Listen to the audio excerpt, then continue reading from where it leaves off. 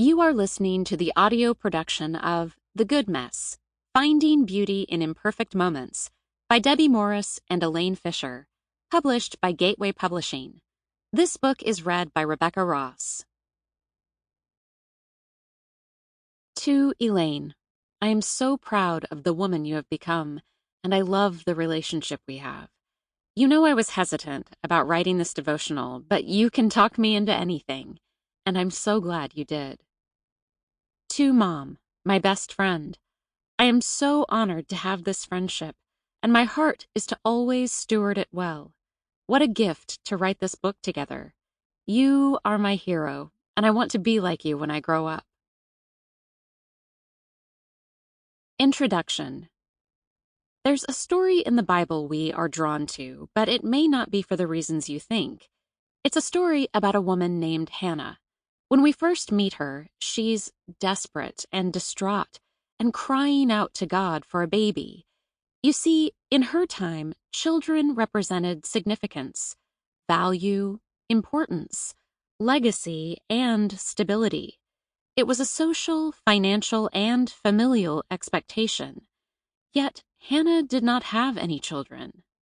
Hannah goes to the temple to pray, and her prayers are full of anguish. She's moaning and crying. Quite honestly, she's a mess. So much so that the priest Eli thinks she's drunk. But while she's there, she has a miraculous encounter with the Lord. She knows God heard her prayers, and she leaves a changed woman. 1 Samuel chapter 1, verse 18 then says, "So Hannah went her way and ate, and her face was no longer sad."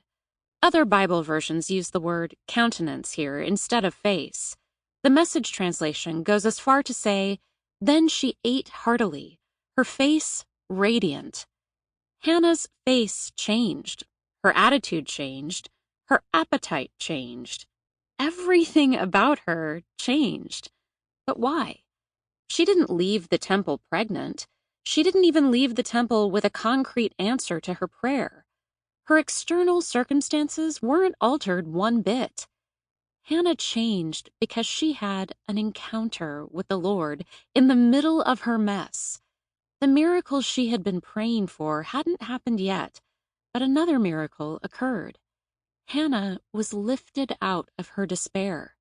She walked away knowing she was seen, cared for, and known by an almighty God who heard her prayers. Hannah's encounter with the Lord gave her courage and strength to face the days to come. People tend to focus on the second part of this story, about the miracle child Hannah conceives, Samuel. And yes, he is a miracle, but that miracle may not have happened if the first miracle had not happened, an encounter with God. The reason the first miracle happened is because Hannah turned to God in her despair. She didn't allow her despair or frustration to keep her from the temple, and ultimately, God. Instead, she brought everything, her whole self, mess and all, to the Lord. At one time or another, we've all had something we're pursuing the Lord for and asking Him to do for us. Life is tough. Some days, it's messy. We've all cried out, "God, I need you to show up. I need you to do something about this situation." Maybe you're a new wife, and you're trying to find a new rhythm to your days.